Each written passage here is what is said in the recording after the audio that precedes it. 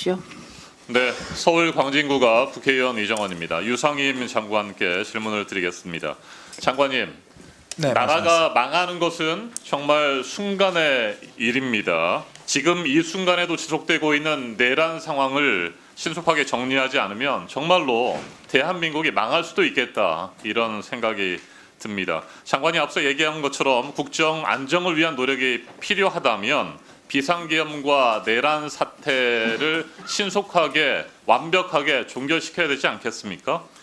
그러기 위해서는 내란 사태 진상을 명확하게 밝혀야 되고 책임자를 역사와 법의 심판대에 세우는 것이 필요하다고 보여집니다. 내란 특검도 그래서 필요한 것이고 대통령 탄핵 사태를 조기에 결론 짓기 위해서 헌법재판관 임명도 필요한데 한덕수 권한대행과 장관을 비롯한 국무위원들은 여전히 엉뚱한 생각을 하는 것 같습니다. 문제의 심각성을 모르는 것 같습니다. 국정 안정이 필요하다고 하면서 내란 사태를 지속하려고 하는 의도, 내란을 연장하려고 하는 의도로 읽히는 그런 언사들을 계속하고 있습니다. 똘똘 뭉쳐 있는 것 같아서 정말 안타깝고 분노하지 않을 수가 그럼 없습니다. 박민규 의원 네, 12.3 내란이 성공했다면 과연 우리는 지금 어떤 대한민국에 살고 있을까 생각을 해보게 됩니다. 많은 국민이 계엄사령부 포고령을 읽었을 때 저 역시 그 충격을 잊을 수가 없습니다. 아마 계엄이 성공했다면 우리는 모든 자유와 권리가 박탈된 상황에서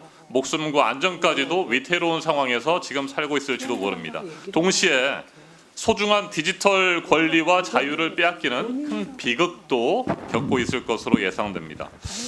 장관님, 네이버와 다음 두 포털 사이트의 중요성 잘 알고 계시죠? 많은 국민이 아침에 눈을 뜨면 네이버와 다음에서 뉴스를 검색하고 대한민국이 지금 어떻게 돌아가고 있는지를 살펴보게 됩니다. 자, 그런데 아시다시피 12월 3일 계엄의 그날 밤 당시 양대 포털 서비스를 살펴보면 장애를 겪었습니다. 많은 국민이 그래서 더 큰 불안을 겪었습니다. PPT 화면을 보면서 말씀을 드려보도록 하겠습니다.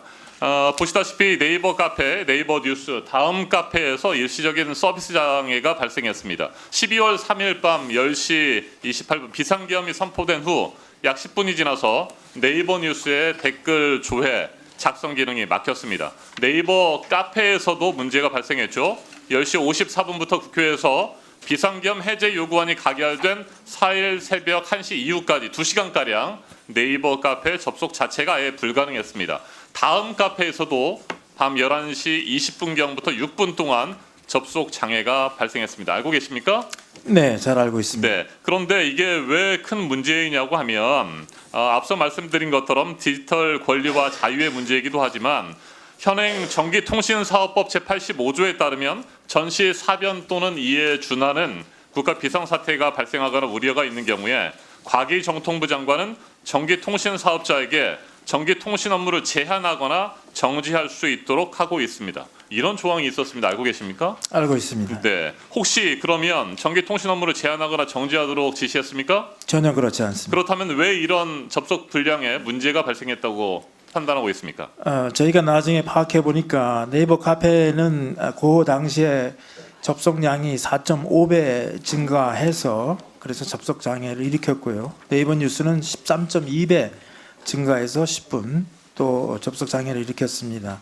다음 카페도 7배 증가해서 6분 동안 접속 장애가 네, 말씀하신 것처럼 일어났습니다. 저희도 확인을 해보니까 일시적인 트래픽 폭증이 가장 큰 원인으로 나왔습니다.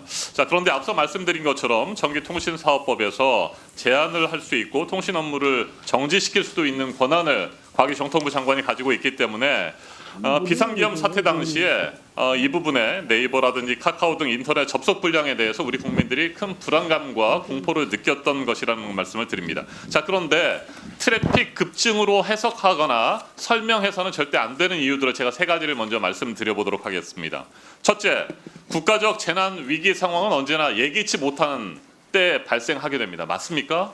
그렇습니다. 네. 자, 그렇다면 이런 상황은 언제든지 발생할 수 있는데 이걸 그냥 트래픽 급증이라고 하는 이유로 변명해서는 안 되는 겁니다. 두 번째, 이와 같은 상황에선 시민들에게 보다 빠르게, 평소보다 더 빠르게 정보가 공유될 수 있도록 노력해야 됩니다. 전파돼야 되고 국민들에게 설명할 수 있어야 되고 서로 소통할 수 있어야 되는데 이 부분이 제대로 이루어지지 않았다. 그래서 더 불안하고 공포에 떨 수밖에 없었다. 세 번째, 포털 서비스가 정상으로 작동하지 않을 경우에 말씀드린 것처럼 국민적 불안이 커지고 중장기적으로는 또 국가 시스템에 대한 불신이 커질 수 있기 때문에 철저하게 대비하고 또 대응했어야 된다라는 말씀을 드립니다. 동의합니까?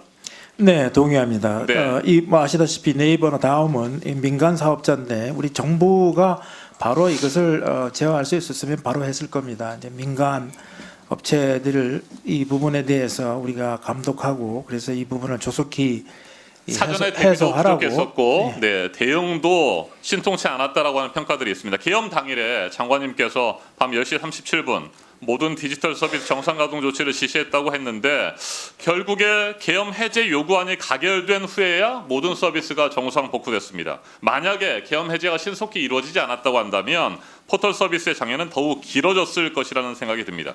저는 과기부가 계엄에 협조한 것이 아니라면 결국 디지털 서비스 비상 대응 체계에 큰 구멍이 났던 것이다라고 결론을 내리지 않을 수가 없습니다. 앞으로도 또 이런 비상 위기 상태가 발생할 수 있습니다. 철저한 대비가 필요해 보입니다.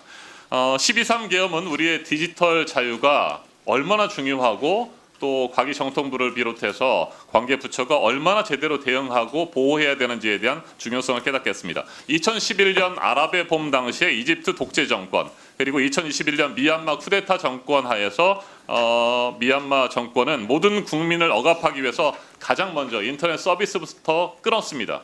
이런 것들을 봐왔기 때문에 우리 국민들의 불안과 공포가 컸던 것입니다. 이집트와 미얀마에서는 각종 소셜미디어 심지어 가상 사설망 VPN을 통한 우회 접속까지 모두 차단했습니다. 민주주의 사회에서는 표현의 자유, 집회, 결사의 자유 그리고 모든 인간의 자유와 권리가 디지털 공론장에서 활발하게 구현될 수 있도록 실현될 수 있도록 노력해야 합니다. 철저한 대비가 필요해 보입니다. 이번에는 분명히 큰 구멍이 났었다라고 하는 부분을 1분 더 드릴게요. 중하게 경고합니다. 최영두 위원님 질의하십시오. 최영두 위원님 다음에 이훈